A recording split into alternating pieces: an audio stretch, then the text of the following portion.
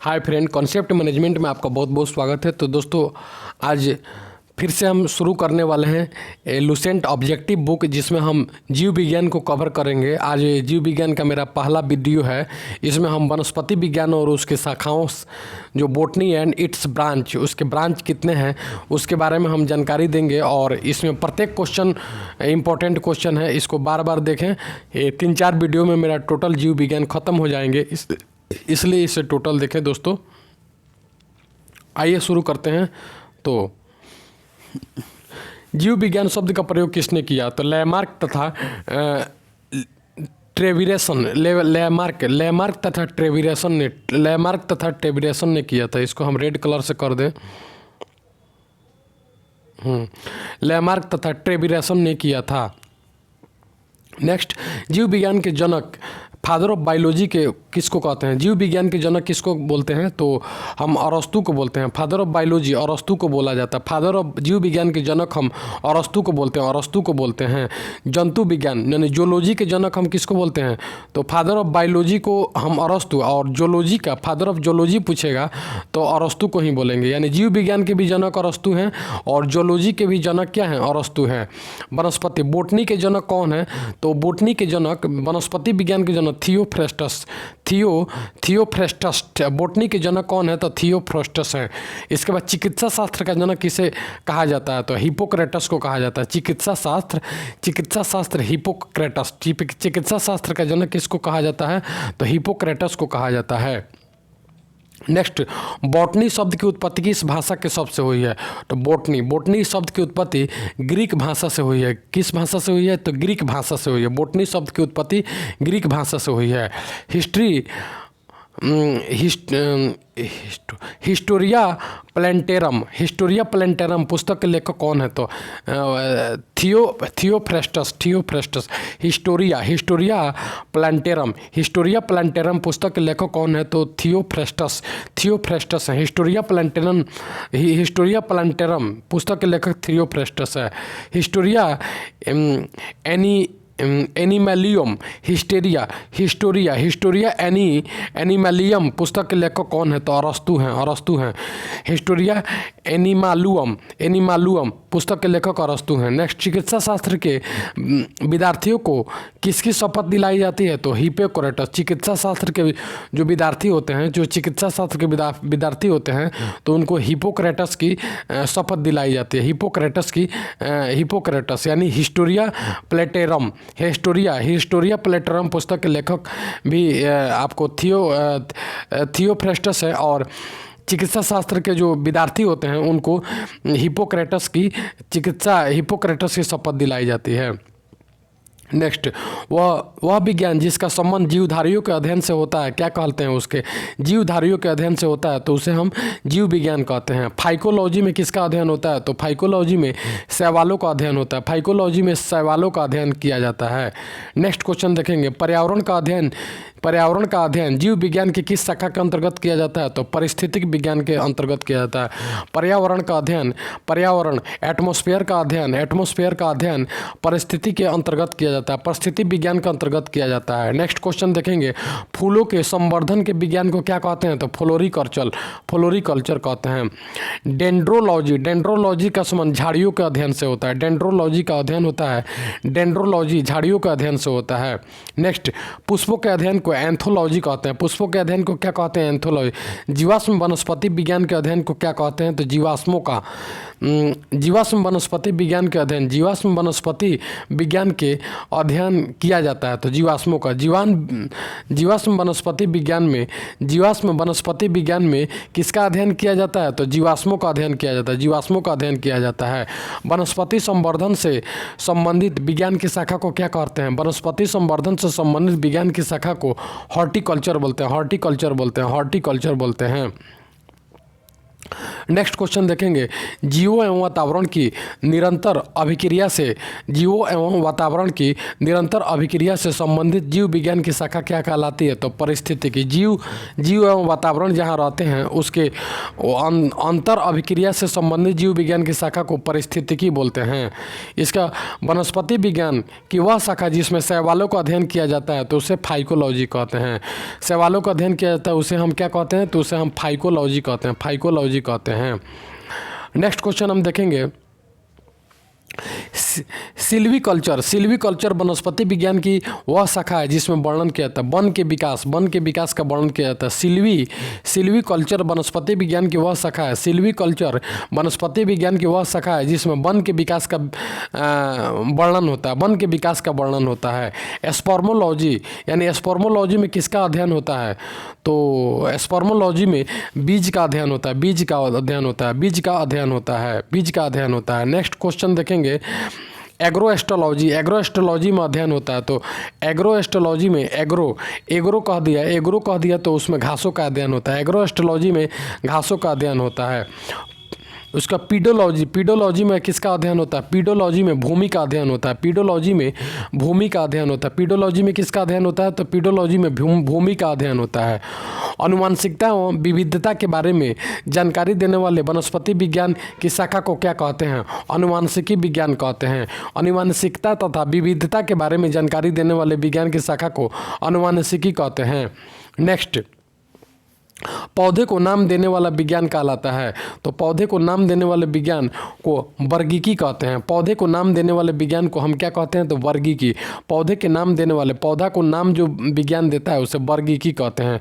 फलों के अध्ययन को क्या कहते हैं? तो फलों के अध्ययन को हम पोमोलॉजी कहते हैं, पोमोलॉजी कहते हैं। परागण, यानी परागण के अध्ययन को क्या कहते हैं? तो पैलिनोलॉजी कहते हैं, पैलिनोलॉजी। परागण के अध्ययन को हम पैलिनोलॉजी कहते हैं, पैलिनोलॉजी कहते हैं। परागण के अध्ययन को हम पैलिनोलॉजी कहते हैं। नेक्स्ट क्वेश्चन देखेंगे, नेक्स्ट क्वेश्चन कह रहा है, संसार में पौधे के वितरण का अध्ययन क्या कहलाता है? तो फाइटोजियोग्राफी कहते हैं, फाइटोजियोग्राफी कहते हैं, फाइटोजियोग्राफी। संसार में पौधे के वितरण का अध्ययन, संसार में पौधा जो वितरण किया जाता है उसके अध्ययन को फाइटोजियोग्राफी कहते हैं, फाइटोजियोग्राफी। पौधा वितरण फाइटोजियो। साग सब्जी उत्पन्न करने वाले पौधे के अध्ययन को ऑलेरी कल्चर बोलते हैं, ऑलेरी कल्चर। साग सब्जी उत्पन्न करने वाले पौधा के अध्ययन को ऑलेरी कल्चर कहते हैं, ऑलेरी कल्चर कहते हैं। नेक्स्ट क्वेश्चन देखेंगे, वार्षिक वलयों यानी एनुअल रिंग्स का अध्ययन किसको कहते हैं? तो डेंड्रोक्रोनोलॉजी कहते हैं, डेंड्रोक्रोनोलॉजी कहते हैं। वार्षिक वलयों का अध्ययन को डेंड्रोक्रोनोलॉजी कहते हैं। सजावटी वृक्ष तथा झाड़ियों के संवर्धन से संबंधित विज्ञान को क्या कहते हैं? तो आर्बोरिकल्चर बोलते हैं, आर्बोरिकल्चर बोलते हैं। सजावटी वृक्ष तथा झाड़ियों के संवर्धन से संबंधित अध्ययन, सजावटी वृक्ष तथा झाड़ियों के संवर्धन से, सजावटी वृक्ष तथा झाड़ियों के संवर्धन से संबंधित अध्ययन को आर्बोरिकल्चर बोलते हैं। नेक्स्ट क्वेश्चन, पौधे की आंतरिक संरचना का अध्ययन क्या कहलाता है? पौधे के आंतरिक यानी अंदर के जो संरचना का अध्ययन किया जाता है ना उसे शारीरिक बोलते हैं। पौधे के जो अंदर के संरचना किया जाता है उसे शारीरिक बोलते हैं। माइकोलॉजी में किसका अध्ययन किया जाता है? तो माइकोलॉजी में कवक का अध्ययन, माइकोलॉजी में कवक तथा माइकोलॉजी में कवक का अध्ययन किया जाता है। एग्रोफॉरेस्ट्री में कृषि के साथ साथ उसी भूमि पर पृष्ठीय 12मासी वृक्ष लगाना, कृषि के साथ साथ उसी भूमि पर काष्ठीय बारहमासी वृक्ष लगाना को एग्रोफॉरेस्ट्री कहते हैं, एग्रोफॉरेस्ट्री कहते हैं। एक्सोबायोलॉजी में किसका अध्ययन किया जाता है? तो एक्सोबायोलॉजी में बाह्य ग्रहों तथा अंतरिक्ष में जीवों का अध्ययन किया जाता है। एक्सोबायोलॉजी में बाह्य ग्रहों तथा अंतरिक्ष में जीवों का अध्ययन किया जाता है। नेक्स्ट क्वेश्चन देखेंगे, जीव द्रव्य के पृथक्करण एवं संयोजन से संबंधित वनस्पति विज्ञान की शाखा क्या कहलाती है? तो टिश्यू कल्चर कहलाती है। जीव द्रव्य के पृथक्करण तथा संयोजन से, जीवों के द्रव्य के पृथक्करण तथा संयोजन से संबंधित वनस्पति विज्ञान की शाखा को टिश्यू कल्चर कहते हैं, टिश्यू कल्चर कहते हैं। चलिए इसके बाद पादप जगत का वर्गीकरण हम देखेंगे। पादप जगत का वर्गीकरण दूसरा चैप्टर है पादप जगत का वर्गीकरण। इसमें हम क्वेश्चन देखेंगे। इसमें कह रहा है कि निम्नलिखित में से किसे वर्गीकी का पितामह कहा जाता है, तो लिनियस को कहा जाता है। वर्गीकी का पितामह किसको कहते हैं, तो लिनियस को कहते हैं। द्विनाम पद्धति के प्रतिपादक कौन थे, तो लिनियस थे। द्विनाम पद्धति के प्रतिपादक कौन थे, तो लिनियस थे। इसके बाद में सिस्टम न्यूमेराल कि यहाँ पे थोड़ा सा धुंधला हो गया है दोस्तों। सिस्टम न्यूमेरा किसकी पुस्तक है, तो लिनियस की पुस्तक है। द्विनाम पद्धति के प्रतिपादक लिनियस को ही कहते हैं। लिनियस को ही कहते हैं। पुष्पी पादपों को रखा जाता है। पुष्प यानी जो पुष्प देने वाले जो पादप होते हैं, पौधा होते हैं, उसको फेनरोमेंस में रखा जाता है। फेनरोमेंस में रखा जाता है। अपुष्पी पादपों को रखा जाता है तो कीरोमेंस में रखा जाता है। पुष्प देने वाले को फेनरोमेंस तथा अपुष्पी पादप को कीरोमेंस में रखा जाता है। वर्गीकरण की आधारीय इकाई क्या होती है, तो स्पेसीज होती है। वर्गीकरण की आधारीय इकाई स्पेसीज होती है। इसके बाद हाइड्रोफाइड होते हैं तो जलीय पौधे होते हैं। हाइड्रोफाइड को जलीय पौधे बोलते हैं। द्विनाम पद्धति का अभिप्राय द्विनाम पद्धति का अभिप्राय है पौधे के नामों को दो शब्दों में लिखना जो बताते हैं देश तथा वंश तथा जाति बताते हैं। द्विनाम पद्धति का अभिप्राय है पौधे के नामों को दो शब्दों में लिखना। द्विनाम पद्धति वंश और जाति बताते हैं। उसके बाद देखेंगे जिन पौधों पर बीज बनते हैं किंतु पुष्प नहीं बनते हैं तो उसे अनावृत बीजी पौधे कहते हैं। जिन पौधे पर केवल बीज बनते हैं लेकिन पुष्प नहीं बनते, केवल डायरेक्ट बीज बनता है, उसे अनावृत बीजी कहते हैं। जीवाणुओं की खोज किसने की, तो ल्यूमेनहॉक ने की थी। नेक्स्ट क्वेश्चन देखेंगे जीवाणुओं से संबंधित निम्न वाक्यों में कौन सही है, तो अधिकांश जीवाणु विधि पोषी होते हैं किंतु स्वयं पोषी नहीं होते हैं। अधिकांश जीवाणु जो होते हैं ना विधि पोषी होते हैं, स्वयं पोषी नहीं होते हैं। नेक्स्ट जीवाणुओं को पौधे माना जाता है क्योंकि इनमें कठोर कोशिका भित्ति होती है। जीवाणुओं को क्या माना जाता है, पौधे माना जाता है क्योंकि इसमें कठोर कोशिका भित्ति होती है। नेक्स्ट क्वेश्चन देखेंगे निम्नलिखित में से किसे माइटोकॉन्ड्रिया किस में माइटोकॉन्ड्रिया उपस्थित होता है, तो माइटोकॉन्ड्रिया जो होता है ना वो कवक में नहीं होता है, शैवाल में भी नहीं होता है, कवक में भी नहीं होता है, जीवाणु में होता है, ईस्ट में भी नहीं होता। माइटोकॉन्ड्रिया जीवाणु में होता है, जिसमें जीव होता है उसमें माइटोकॉन्ड्रिया होता है। जीवाणुओं की साधारण आकृति कैसी होती है, तो छड़ रूपी होती है। जीवाणु गोल नहीं होती है, स्पाइरल नहीं होती है तथा विवरण नहीं होती है, तो छड़ रूपी जीवाणुओं की आकृति छड़ रूपी होते हैं। जो जीवाणु आकार में सबसे छोटा होते हैं उसे क्या कहते हैं, तो उसे कोकी कहते हैं। गोलाप्पू कोकी कहते हैं। आकार में सबसे छोटा होता है तो गोलप्पू कहते हैं। एक गोल जीवाणु कहलाता है, एक गोल जीवाणु कहलाता है तो कोकस कहलाता है। एक गोल जीवाणु कहलाता है तो कोकस कहलाता है। एक सर्पिल जीवाणु को कहते हैं तो एस्पिरिलियम कहते हैं। एस्पिरिलियम एक सर्पिल जीवाणु को एस्पिरिलियम कहते हैं। ये पेज थोड़ा सा दोस्तों धुंधला हो गया है जैसे जैसे हम पढ़ रहे हैं, देखिएगा। वास्तविक केंद्रक किस में अनुपस्थित होते हैं, वास्तविक जो केंद्रक होते हैं किस में अनुपस्थित होते हैं, तो जीवाणु में वास्तविक केंद्रक अनुपस्थित होते हैं, नहीं पाए जाते हैं। निम्नलिखित में से कौन सर्वाधिक संख्या में पाए जाते हैं, सबसे अधिक संख्या में शैवाल, कवक, कीट, लेकिन जीवाणु सबसे अधिक संख्या में जीवाणु पाए जाते हैं। और इसमें केंद्रक क्या होते हैं, केंद्रक अनुपस्थित। जीवाणु में केंद्रक नहीं होता है और सबसे अधिक मात्रा में जीवाणु पाए, जीवाणुओं के में अभाव होता है, तो माइटोकॉन्ड्रिया में जीवाणुओं के अभाव होता है। माइटोकॉन्ड्रिया में जीवाणु का क्या होता है, अभाव होता है।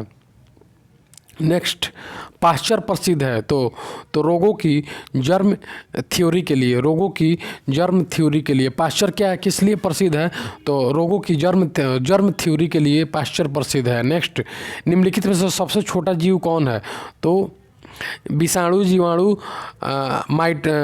माइकोप्लाज्मा तथा ईस्ट, माइक्रोप्लाज्मा सबसे छोटा जीव होता है। माइक्रो लग गया तो सबसे छोटा जीव माइक्रोप्लाज्मा। जो जीवाणु सीधे वायुमंडलीय नाइट्रोजन के यौगिक में बदलते हैं उसे नाइट्रोजन स्थिरीकरण जीवाणु बोलते हैं, उसे नाइट्रोजन स्थिरीकरण जीवाणु बोलते हैं, जो दलहनी पौधे में पाया जाता है। मूल ग्रंथिकाग्रो यानी रूट नोडल्स पाई जाती है, तो केवल ल्यूमिनस पदार्थों तथा कुछ अन्य पौधों में, केवल लूमिनस पदार्थों तथा कुछ अन्य पौधों में रूट पाई जाती है, केवल लूमिनस पदार्थों तथा कुछ अन्य पदार्थों में रूट नूडल्स पाई जाती है।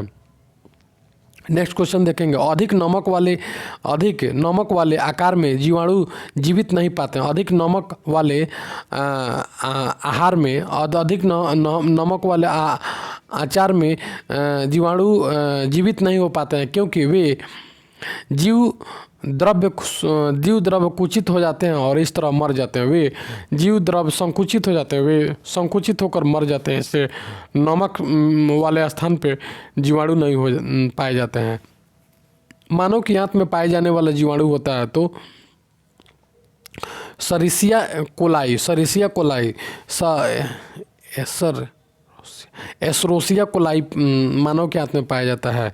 तपेदिक यानी टीबी उत्पन्न करने वाले जीवाणु होते हैं तो माइकोबैक्टीरिया, टीबी यानी टीबी, तपेदिक उत्पन्न माइकोबैक्टीरिया, टीबी उत्पन्न करने वाले जीवाणु होते हैं माइकोबैक्टीरिया।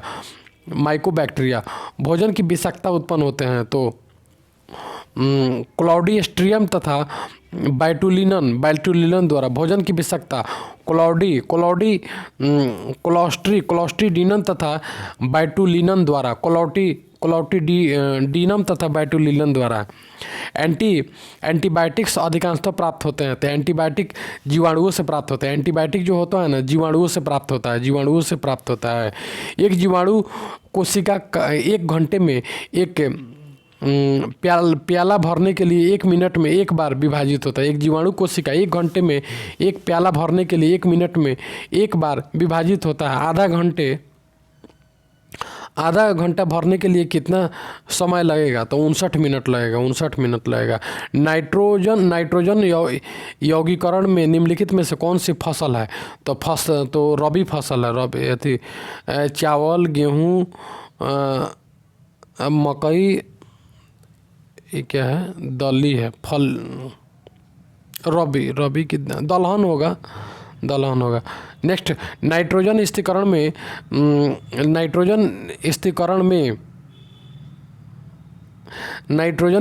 में लेहोमोबिन क्या कार्य है, तो ऑक्सीजन का अवशोषण करता है। दोस्तों ये थोड़ा सा स्पष्ट नहीं हो पा रहा है, धुंधला हो गया, ऑक्सीजन का अवशोषण नहीं हो पाता है। नेक्स्ट, निम्नलिखित में से कौन सा रोग बैक्टीरिया से होता है, तो बैक्टीरिया से कौन सा होता है, तो बैक्टीरिया से यानी बैक्टीरिया जीवाणु से कौन सा होता है, बैक्टीरिया से टीबी होता है। नेक्स्ट, निम्नलिखित में से कौन सा रोग जीवाणु के कारण होता है, तो जीवाणु के कारण हैजा होता है। जीवाणु के कारण क्या होता है, तो हैजा होता है। जीवाणु के कारण हैजा, इन्फ्लुएंजा, चेचक, पेसिस ये सब नहीं होता है। जीवाणु के कारण क्या होता है, हैजा। निम्नलिखित में से कौन सी बीमारी जीवाणु संक्रमण के कारण होती है, तो जीवाणु संक्रमण के कारण कुष्ठ रोग होता है। जीवाणु संक्रमण के कारण कुष्ठ होता है। नेक्स्ट क्वेश्चन देखेंगे, सूक्ष्म जीवाणुओं युक्त पदार्थों की शीतलीकरण एक प्रक्रिया है जिसका कार्य होता है जीवाणुओं को निष्क्रिय करना। जीवाणुओं को निष्क्रिय करना। सूक्ष्म यानी छोटे जीवाणु युक्त पदार्थ का शीतलीकरण यानी ठंडा करने की प्रक्रिया को एक कार्य है। छोटे जीवाणुओं से पदार्थ को ठंडा करने की एक प्रक्रिया कार्य है जिसको जीवाणुओं को निष्क्रिय करना होता है, इसका मुख्य कार्य। नेक्स्ट, निम्नलिखित में किसके द्वारा दूध खट्टा होता है, तो बैक्टीरिया जो होता है ना, बैक्टीरिया जीवाणु द्वारा दूध को खट्टा हो जाता है, बैक्टीरिया द्वारा दूध खट्टा होता है। नेक्स्ट, दही दही के दूध के रूप में जमने का कारण क्या होता है? तो लैक्टोबैसिलस नामक जीवाणु होता है, इससे दही को दूध में जमा देता है। उसके बाद दलहनी पौधों फसलों में कौन सा जीवाणु नाइट्रोजन स्थिरीकरण करता है? तो राइजोबियम करता है। सर्वप्रथम विषाणु, वायरस की खोज किसने की? इवानोवस्की ने की थी। वायरस की खोज किसने की? इवानोवस्की ने की थी।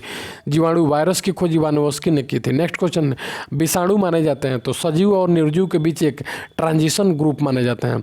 विषाणु माने जाते हैं तो सजीव और निर्जीव के बीच एक ट्रांजिशन ग्रुप माने जाते हैं।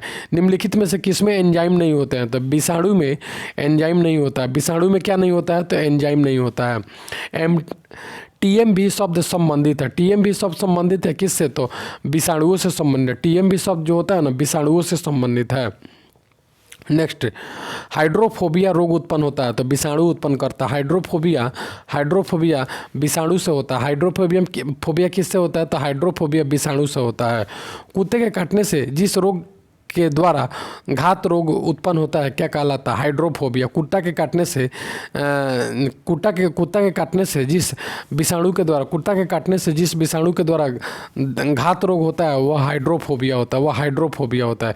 चेचक के टीके का विकास किसने किया था? तो एडवर्ड जेनरल ने किया था। नेक्स्ट, एडवर्ड जेनरल ने किसकी खोज की थी? तो चेचक के टीके का। सेम उसी क्वेश्चन को। विषाणु वृद्धि करता है तो जीवित कोशिका में विषाणु वृद्धि करता है। नेक्स्ट, विषाणु निर्जीव माने जाते हैं क्योंकि ये क्रिस्टलाइज हो सकते हैं। विषाणु जो होता है ना, विषाणु वायरस होता है, विषाणु ये निर्जीव माने जाते हैं क्योंकि ये क्रिस्टलाइज हो सकते हैं, इसलिए इसे निर्जीव माना जाता है।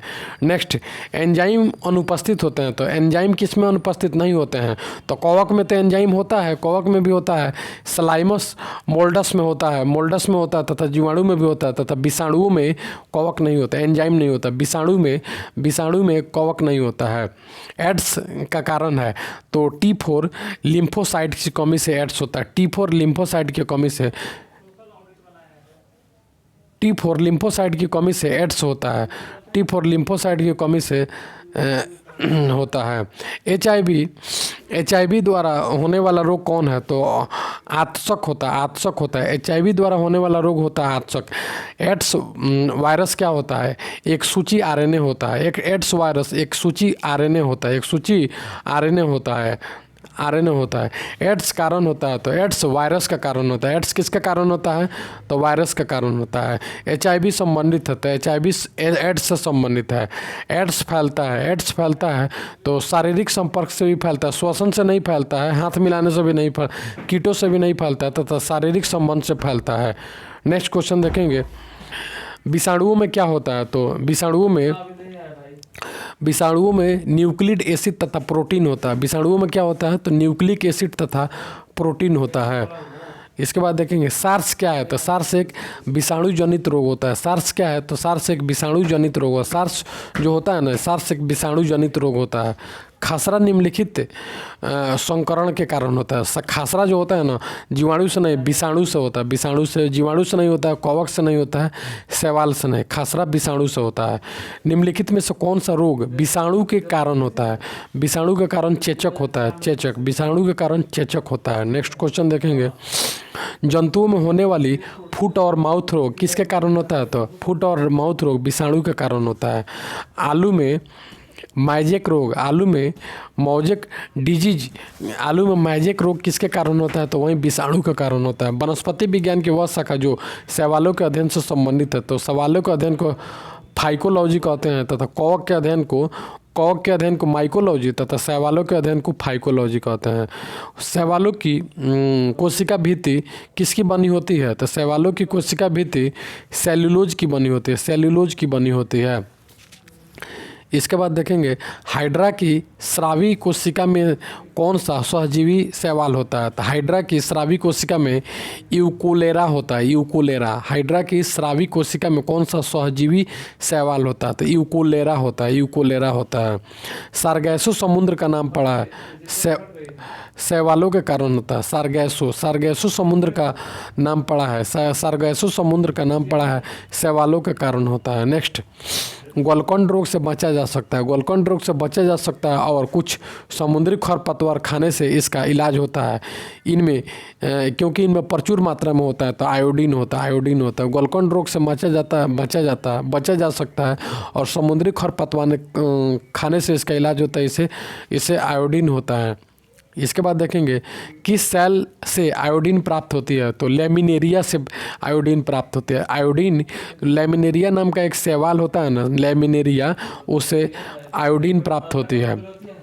नेक्स्ट हम देखेंगे केल्प प्राप्त होता है। केल्प किससे प्राप्त होता है? केल्प, तो केल्प समुद्री शैवाल से केल्प प्राप्त होता है। समुद्री शैवाल से केल्प प्राप्त होता है। नेक्स्ट क्वेश्चन देखेंगे निम्नलिखित में से कौन स्वपोषी होता है, तो स्वपोषी यानी स्वयंपोषी, स्वयं से ऑटोट्रॉफिक्स कौन स्वपोषी होता है? जो शैवाल होता है ना, स्वपोषी होता है। कवक, प्रोटोजोआ दूसरे पर डिपेंड होता है, कवक भी दूसरे पर डिपेंड, विषाणु भी दूसरे पर डिपेंड होता है। शैवाल जो होता है ना स्वपोषी होता है। निम्नलिखित में से कौन सा एक जीव चावल की फसल के लिए जैव उर्वरक का कार्य करता है? चावल की फसल के लिए नीलहरित शैवाल। निम्नलिखित में कौन सा एक जीव चावल की फसल के लिए जैव उर्वरक का कार्य करता है? तो नीलहरित शैवाल करता है। नेक्स्ट, अंतरिक्ष कार्यक्रमों में ऑक्सीजन की आपूर्ति को नियंत्रित करने के लिए प्रयुक्त किए जाने वाले एक कोशीय शैवाल का क्या नाम है? तो क्लोरेला होता है। क्लोरेला एक कोशीय शैवाल का नाम है। अंतरिक्ष कार्यक्रम में ऑक्सीजन की पूर्ति को नियंत्रित करने के लिए क्लोरेला का प्रयोग किया जाता है। नेक्स्ट क्वेश्चन देखेंगे लाल सागर का रंग लाल किसकी उपस्थिति के कारण होता है? लाल सागर का रंग लाल किसकी? तो शैवाल की उपस्थिति के कारण होता है।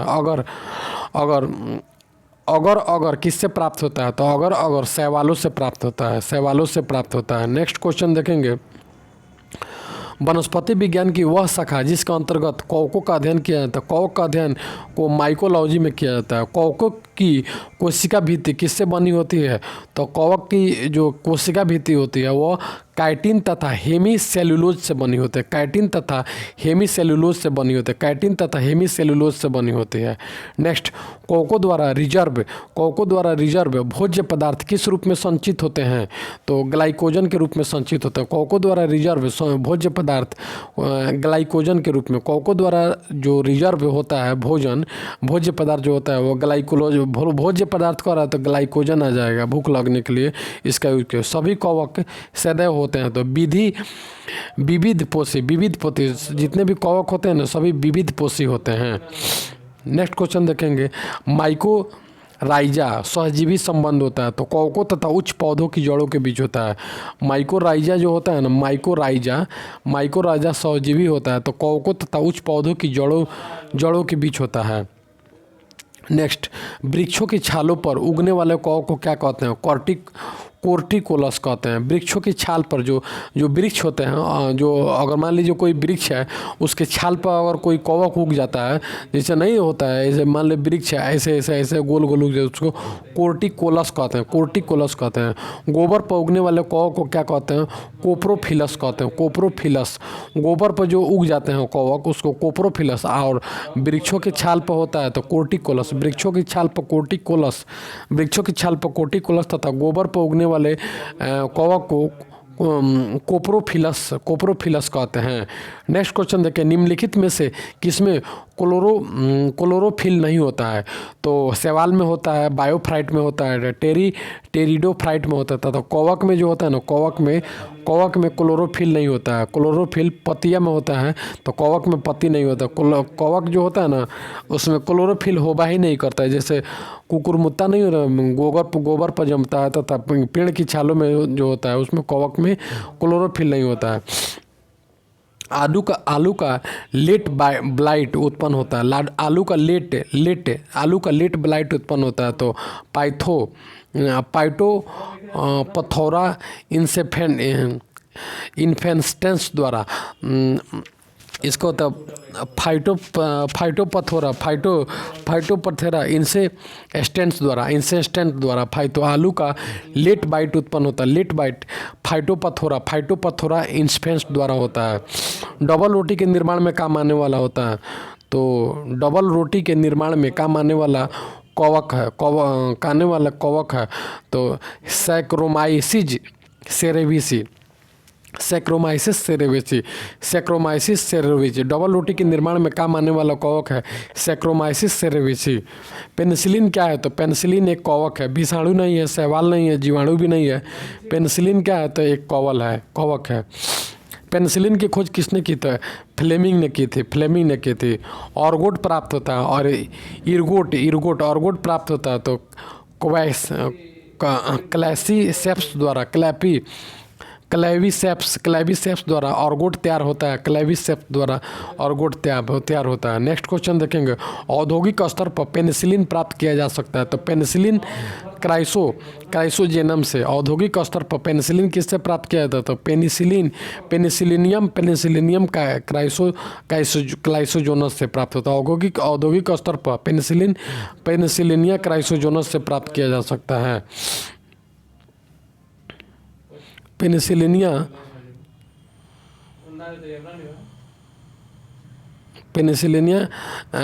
क्राइकोजोनस से प्राप्त होता है। इसके बाद हम देखेंगे,